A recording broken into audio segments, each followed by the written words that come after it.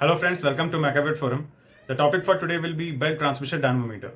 The working of this dynamometer is, we can say, quite simple than as compared to the other dynamometers which we have studied in our previous lectures, that were Prony brake dynamometer, row brake dynamometer, or if we talk about the epicyclic train dynamometer. तो इस dynamometer की help से हम लोग बड़े से बड़े engines की पावर को बहुत आसानी से मेजर कर सकते हैं and the biggest advantage is that कि जो हमें डेटा इससे मिलता है उस डेटा की हेल्प से जो ब्रेक पावर हम लोग कैलकुलेट करते हैं that is very much accurate then to the other dynamometers which we have studied earlier. So without wasting any time let's continue the topic. In this figure you can see that we are having the arrangement of a belt transmission dynamometer. तो diagram से आपको ये हो सकता है लग रहा हो कि इसकी वर्किंग, इसका कंस्ट्रक्शन बहुत ही कॉम्प्लिकेटेड है, but believe you me the data which we get from this kind of dynamometer is very accurate and quite helpful. तो डायनोमीटर का जो कंस्ट्रक्शन है वो बहुत ज्यादा कोई टिपिकल नहीं है, डायग्रामेटिकली लग रहा होगा बट बहुत ज्यादा टिपिकल नहीं है. तो क्या होता है देख लेते हैं. सबसे पहले हमारे पास एक होता है driving pulley. This driving pulley is named as A and this pulley is connected with the shaft of the engine whose brake power is to be measured. तो यहां पे हम लोगों ने एक पुली ली है A, then we have the driven pulley that is B. यहां पे जो पावर है पुली B पे वो हमारी पुली A से ट्रांसफर होती है with the help of the intermediate pulleys C and D. अब यहां पे थोड़ा सा कंस्ट्रक्शन में ध्यान दीजिएगा. जो पुली C और D है, ये पुली C और D एक टी शेप जो हमारे पास अरेंजमेंट है उस टी शेप अरेंजमेंट से वो कनेक्टेड है. टी शेप का जो हमारा टॉप एंड है, एक ये वाला एंड और दूसरा ये वाला एंड, तो ये जो हमारे पास दोनों एंड हैं, इस एक एंड से पुली सी कनेक्टेड है और उसी के टी के दूसरे एंड से यहां पे हमारे पास पुली डी कनेक्टेड है. अब आप इसको ऐसे समझ सकते हैं कि हमारे पास यहां पे एक टी शेप अरेंजमेंट था. उस टी शेप अरेंजमेंट को हमने इस पॉइंट ई से एक जगह पे उसको हिंज कर दिया from where it can easily move. एक टी के एंड से हमने एक पुली कनेक्ट करी और उस टी के दूसरे एंड से उसी सिस्टम के ऊपर हमने दूसरी पुली कनेक्ट करी. तो ये जो टी शेप का सिस्टम है ये इन दोनों पुलिस को अपने साथ में ट्रांसवर्सली मूव करा सकता है अबाउट द पॉइंट ई. तो अब क्या है कि हमने जो बेल्ट कनेक्ट की है वो बेल्ट हमारी ए पुली से होते हुए इस टी अरेंजमेंट के सी पुली को कवर करती है, इस पे एक लूप बनाती है. देन वो सेम हमारी बेल्ट जाती है ड्रिवन पुली पे जिसको हमें चलाना है एट पुली बी और फिर यहीं से वो बेल्ट कंटिन्यू होके उसी टी शेप अरेंजमेंट के दूसरे एंड पे लगी हुई पुली डी के ऊपर से कवर करती है और उसके बाद में वो पहुंच जाती है मेन ड्राइविंग पुली ए पे. Then you can see on the other end of the T metal we are having a clip. ये जो क्लिप है this we can easily slide over this T arrangement और इस clip से हमने यहां पे एक हंग वेट लिया है, dead weight, that is W. This weight W is variable in experiment. Throughout the experiment, हमारा जो ऑब्जेक्टिव होगा वो जो हमने पहले डायनोमीटर्स पढ़े हैं, you can go through any of the dynamometer. The link is given in the description box of rope brake, pony brake and the other third dynamometer sorry. तो यहाँ पे जो हमारे पास डेड वेट है, इस वेट को हम लोग वेरी करेंगे according to the balancing of this whole dynamometer system and we can easily slide through this arrangement also. ये जो हमारा टी शेप एक अरेंजमेंट है, ये टी शेप अरेंजमेंट हमारा अपनी पोजीशन से बहुत ज्यादा डेविएट ना हो, एक्सट्रीम कंडीशंस पे डेविएट ना हो, उसके लिए we are making use of the two stops, that is stop S1 and stop S2. ये जो दोनों स्टॉप्स हैं, these will guide this T arrangement and will ensure to not allow them to move beyond this limit. वो move कर सकते हैं with in this periphery. इससे ज्यादा अगर वो डेविएट करना चाहेंगे तो that will be guided with the help of these stops, क्योंकि ये हमारा हिंज किया हुआ है पॉइंट ई पे. तो चांसेस बहुत ज्यादा फेयर हैं कि कभी लोड पड़े तो हो सकता है ये एक्सट्रीम कंडीशन में ऊपर चला जाए या एक्सट्रीम कंडीशन में डाउनवर्ड पोजीशन पे चला जाए अबाउट द पॉइंट ई. तो दीज स्टॉप्स विल एंश्योर कि वो हमारा टी अरेंजमेंट एक लिमिट से ज्यादा मूव ना करे. तो here this was all about the construction of this belt transmission dynamometer. अब कुछ हमारे पास यहाँ पे टर्म्स हैं, उनको भी लगे हाथ डिस्कस कर लेते हैं. First we have the arrangement of the dead weight at some position और वो जो position है that is denoted by parameter L. dead weight को जो हम प्लेस करेंगे, किस पोजीशन पे हम इस सिस्टम को बैलेंस बना पाएंगे, that will be calculated with the help of this parameter L. और you can say that from the point where this T arrangement is hinged, that is point E, यहां से लेके जो weight का distance है, इसके बीच का distance that is calculated by L. The second parameter is A. A जो हमारा है that is the distance between the point where this T arrangement is hinged to the point, or you can say the center of the intermediate pulley C and D. देख सकते हैं ई से सी के बीच का distance है ए और ई से डी के बीच का डिस्टेंस भी है ए। तो ये तो आपके अरेंजमेंट के ऊपर डिपेंड करता है कि ए की वैल्यू क्या आती है। Then the third and the very important parameter is T1 and T2। ये जो T1 एंड T2 हैं ये हमारे टेंशंस हैं जो हमारी बेल्ट में इनकॉर्पोरेट होंगे and we have to calculate these tensions depending upon which the data will be analysed and calculated. So here this was all about the construction of the belt transmission dynamometer. Now proceeding towards the working of it. अब working आप देखिए इसकी कैसे होती है। जैसे ही हम अपने इंजन को स्टार्ट करते हैं, सपोज वो इंजन हमारा एंटी क्लॉकवाइज डायरेक्शन में मूव करता है। जब हमारा इंजन एंटी क्लॉकवाइज डायरेक्शन में मूव करेगा तो उससे कनेक्टेड ड्राइविंग पुली को भी अपने साथ में एंटी क्लॉकवाइज डायरेक्शन में मूव कराएगा, because of which there will be a development of tension T1 in this belt. ये एक टेंशन डेवलप होगी क्योंकि ये एंटी क्लॉकवाइज डायरेक्शन में मूव कर रहा है, तो ये बेल्ट अपने साथ में इस पुली को खींचना चाहेगी, उसको यहां पे पुल करेगी, because of which there will be a anti clockwise motion in this pulley C. Anti clockwise motion हुआ पुली सी में, जिसकी वजह से ये पुली अब इस बेल्ट के अंदर टेंशन डेवलप करेगी, दैट इज T1, और इस पुली बी को मूव कराएगी इन दी क्लॉकवाइज डायरेक्शन।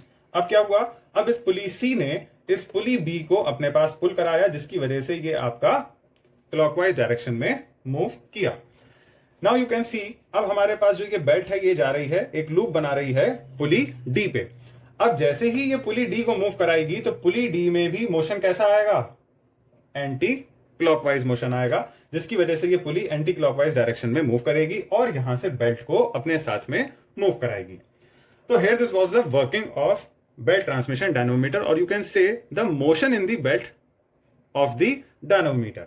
अब ये जो मोशन हुआ है, इस मोशन की वजह से इस टी अरेंजमेंट, जो टी सेटअप है, इसके ऊपर भी बहुत बड़ा इफेक्ट पड़ेगा। इफेक्ट क्या पड़ेगा, जैसे ही बेल्ट ने इन पुली को मूव कराने के लिए पुल किया, उसकी वजह से क्या होगा, there will be net tension in the belts that are connected with all these pulleys. ये जो यहां पे हमारे पास टेंशन T1 हुआ था अपर बेल्ट में, फिर एक टेंशन T1 हुआ था C और B के बीच में। तो ये जो दोनों टेंशन है, अब आप इसको टेंशन अभी ऐसे मत समझिए, बस ये समझिए क्योंकि हमारा जो मोशन है वो एंटी क्लॉकवाइज डायरेक्शन में जा रहा है, रोटेशन एंटी क्लॉकवाइज डायरेक्शन में जा रहा है, तो जो T1 बेल्ट होगी वो थोड़ी सी टाइट हो जाएगी, मतलब उसके अंदर एक टाइटनेस आ जाएगी, क्योंकि वो पुली C को अपनी तरफ पुल कर रही है, उसको मूव कराने के लिए खींच रही है। तो there will be a tightness in this section T1 in the upper belt. इसी तरीके से जो पुली C है, वो पुली सी आपके पुली बी को मूव करा रही है, जिसकी वजह से यहां पे जो एक इंटरमीडिएट सेक्शन में जो बेल्ट आ रही है उसमें भी टेंशन डेवलप हो जाएगी, मींस वो भी आपकी टाइट हो जाएगी थोड़ी सी, जिसमें खिंचना होता है वो भी खिंचाव आ जाएगा। पर क्योंकि आपकी जो नीचे वाली बेल्ट है, वो नीचे वाली बेल्ट किसी को खींच नहीं रही है, पुल नहीं कर रही हैं, तो उनके अंदर टेंशन तो होगा, बट टेंशन जो होगा वो, मतलब आप इसको ऐसे टाइटनेस कह सकते हैं, जो टाइटनेस होगी इन बेल्ट T2 वाले एरिया में, वो T1 के कंपैरिजन में थोड़ी सी कम होगी, क्योंकि पावर ऊपर से डेवलप होके आ रही है, इस ड्राइविंग पुली से आ रही है, जो कि प्राइमा फेसी में C और B को पुल कर रही है। तो अपर वाली बेल्ट्स में ज्यादा खिंचाव होगा, मींस टेंशन ज्यादा होगा then as compare to the lower portion of the belt, जिसको कि हम कहते हैं टेंशन T2। इसकी वजह से जो टेंशन हमारे पास एक पैरामीटर है T1 T2, ये भी बहुत ज्यादा इंपॉर्टेंट होगा। Now what we will do, we will try to balance this T arrangement with the help of this dead weight. मैंने ये क्यों कहा कि हम उसको जो है बैलेंस करेंगे, वो बैलेंस इसलिए करेंगे कि जब हमारे पास अपर पोर्शन की बेल्ट में खिंचाव ज्यादा होगा, टेंशन ज्यादा होगा, तो ये जो टी अरेंजमेंट है ये एकदम से ऊपर की तरफ मूव कर जाएगा। क्यों मूव करेगा, क्योंकि ये जो इंटरमीडिएट पुलीज हैं C और D, ये इस टी अरेंजमेंट के ऊपर अटैच की हुई हैं। तो जैसे ही ऊपर की बेल्ट में खिंचाव आएगा, टेंशन आएगा, this will pull this T shape arrangement to the upward direction. तो क्योंकि अब ये टी अरेंजमेंट हमारा ऊपर की तरफ मूव कर गया है, अब ज्यादा ऊपर की तरफ इसलिए मूव नहीं कर पाया because we were having the stops S1 and S2, उसको गाइड करने में हेल्प कर रहे थे, उसको एक्सट्रीम पोजीशन से ज्यादा डेविएट नहीं होने दे रहे थे। तो अब हम क्या करेंगे, इस टी अरेंजमेंट को जो एकदम से अपर डायरेक्शन में मूव कर गया है due to the tensions developed in the belt on the above region, तो अब हमें उस डेड वेट की हेल्प से इस टी अरेंजमेंट को बैलेंस करना है। बैलेंस करने के लिए क्या करेंगे, we will continuously increase the weight in this particular clip. तो जैसे जैसे हम इस पे वेट डालते जाएंगे, वैसे वैसे ये टी अरेंजमेंट क्या होगा, नीचे की तरफ मूव होता जाएगा अबाउट द पॉइंट E। तो एक कंडीशन ऐसी आएगी जहां पे हमारा ये टी अरेंजमेंट जो है वो इन दोनों स्टॉप्स के बीच में एक बैलेंस कंडीशन अपनी बना लेगा। So now we are having that situation in which this T arrangement is completely balanced. तो अब ये जो बैलेंस्ड हमें पोजीशन मिल गई है, इस बैलेंस पोजीशन पे हम सारे पैरामीटर्स को कैलकुलेट करेंगे. कौन कौन से पैरामीटर? पहला पैरामीटर हमारा डेड वेट, कि हमने कितना वेट उसमें अप्लाई किया जिसके बाद वो टी अरेंजमेंट हमारा बैलेंस हो पाया. सेकंड पैरामीटर, हमने उस वेट को इस टी क्लिप पे कितने डिस्टेंस पे प्लेस किया. तो हमारे पास सेकंड पैरामीटर क्या आ गया? एल. थर्ड पैरामीटर हमारे पास क्या था? ए. वो हम इनिशियली भी कैलकुलेट कर सकते हैं. And the last parameter that is an, RPM. वो हमारे कितने आरपीएम पे ड्राइविंग पुली मूव कर रही थी, that we will calculate with the help of the tachometer, जिससे कि हम लोग इजीली फिट करके एन अपने आरपीएम निकाल सकते हैं. तो ये सारे डेटा अब हमारे लिए बहुत इंपॉर्टेंट हो गए हैं किसी भी इंजन की ब्रेक पावर को कैलकुलेट करने के लिए. Now what we will do? Now we will make use of the formula BP equals to T1 minus T2 pi dn upon 60. T1 minus T2 की वैल्यू प्लेस करेंगे. पाई constant है, D हमारा है diameter of the driving पुली, ये भी हम लोग आसानी से कैलकुलेट कर सकते हैं. एन इज द आरपीएम, वो हमने टैकोमीटर की हेल्प से यहां पे फिक्स करके पहले ही निकाल लिया था. एंड 60 वो हमें पता ही है, that is the constant. Now the point comes कि ये T1 माइनस T2 कैसे कैलकुलेट करेंगे. T1 माइनस T2 कैलकुलेट करने के लिए we will make use of little bit of mechanics. Mechanics के पोर्शन पे आ जाते हैं, जो कि हम लोग मूवमेंट निकालते थे. Movement that is force into perpendicular distance.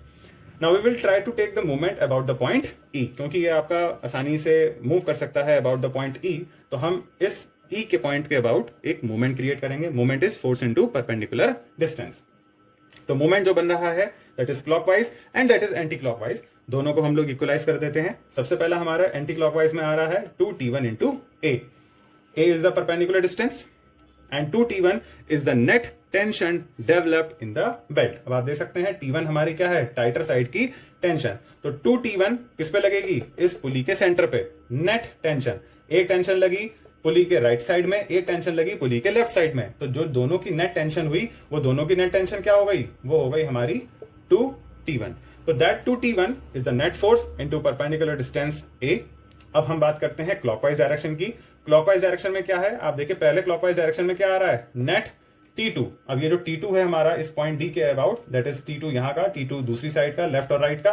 तो नेट हमारे पास हो गया 2T2 into perpendicular distance that is A. तो 2T2 इंटू ए डिस्टेंस आ गया. And we have another that is W into L. W is the dead weight of this hanged weight and L is the distance from the point E plus W into L. Common ले लिया. Common लेने के पास आ गया T1 minus T2 equals to W into L upon 2A. W is the dead wait, वो हमने calculate किया ही था. मैंने आपको बताया था कि जैसे ही हमारा ये सिस्टम बैलेंस हो जाएगा, अब हमें सारे पैरामीटर्स को नोट करना है. तो उनमें से जो पहला पैरामीटर था वो था हमारा डेड वेट. तो हमारा कौन सा डेड वेट, कितने डेड वेट के ऊपर सिस्टम बैलेंस हुआ, तो वो हमें W मिल गया था.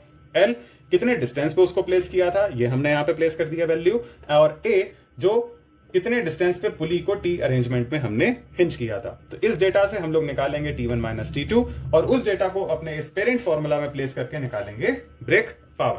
तो by making use of this arrangement and by making use of the data obtained from this setup, हम लोग किसी भी इंजन की ब्रेक पावर को कैलकुलेट कर सकते हैं. This was all about the construction and working of a belt transmission dynamometer, and I believe that now you can easily calculate the brake power developed by any of the engine by using this dynamometer. This data which we get from this kind of dynamometer helps the designer to design the braking system of the vehicle, to improve its efficiency, and also if there is a need to improvise the engine power, we can easily do that. If you like the video, please press the like button and subscribe the channel for more similar updates. Till then, do take care. See you soon in the next video. Bye bye.